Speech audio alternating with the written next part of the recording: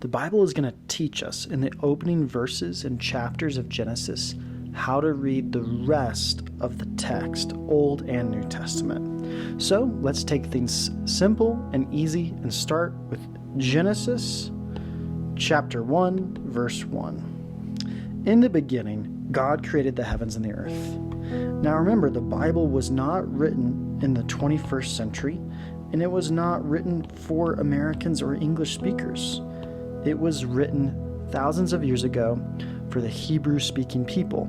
So let's look at the feel of this verse in the Hebrew. Well, first you have beginning. And the word for beginning is Reshith or Bereshith, depending on context. And it's actually the name of the book of Genesis, which Genesis also means beginning, just in a different language. So, in the beginning of things, the beginning of stories is kind of the context of the Hebrew word God. Now, can you guess that the Hebrew word for God might be a little bit more complex than our English counterpart? Yeah, you can guess that and you'd be right. The word for God is Elohim. And Elohim is such a special word. What it sort of indicates is a spiritual being.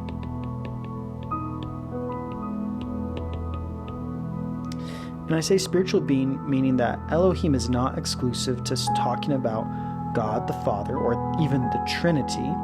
In fact, Elohim could be indicative of sort of angelic beings. It could be indicative of demonic beings. Sorry, my southern accent is getting the best of me today.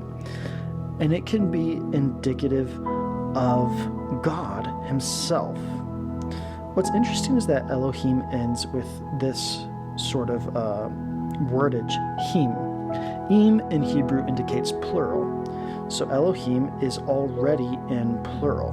Now, does that mean that we are talking about multiple gods?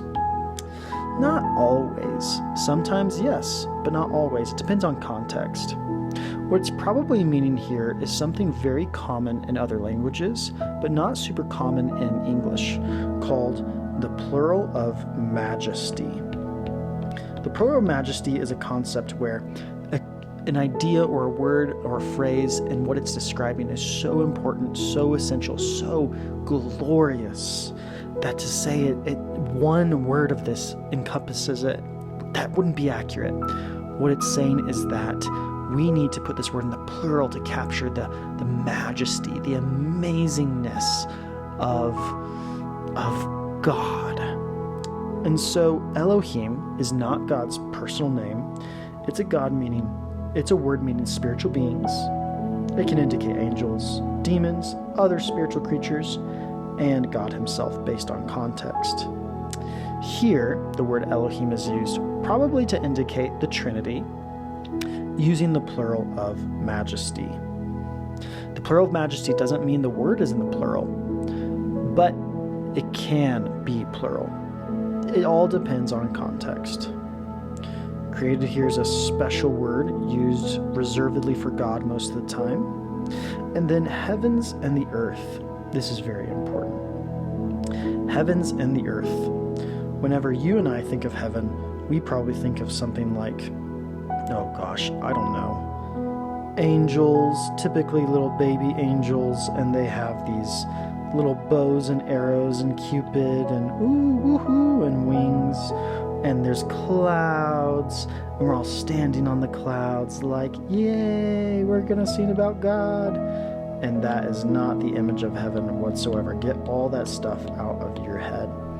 In fact, the same word for heaven is the same word for skies. So the idea that Elohim created the skies is very interesting.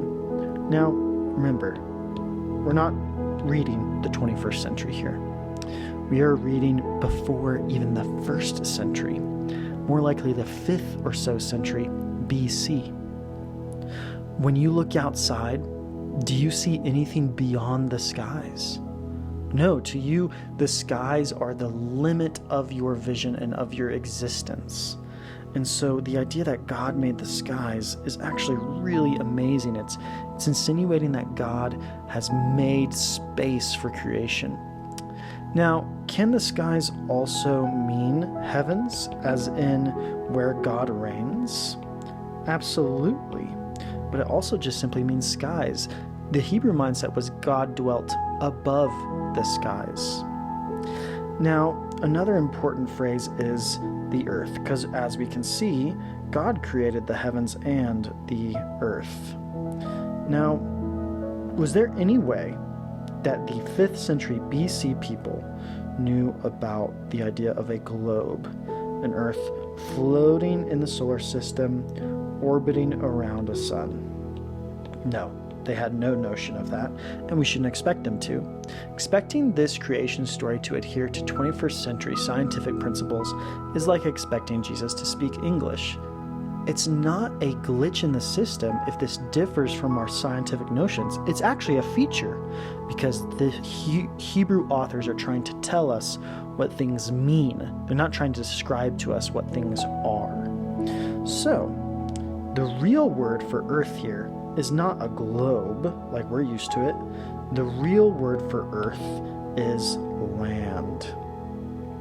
So, we have this image of God in the beginning creating the skies and the land. The most basic differential moniker of all creation is there's the land where people live, and there's the skies where God lives. And you know what? They're very different from each other, but they're both made by God. So now we start to get an image of creation as the Hebrews understood it. We also start to get introduced to our first character in the Bible, God, Elohim, specifically the Elohim of Elohims.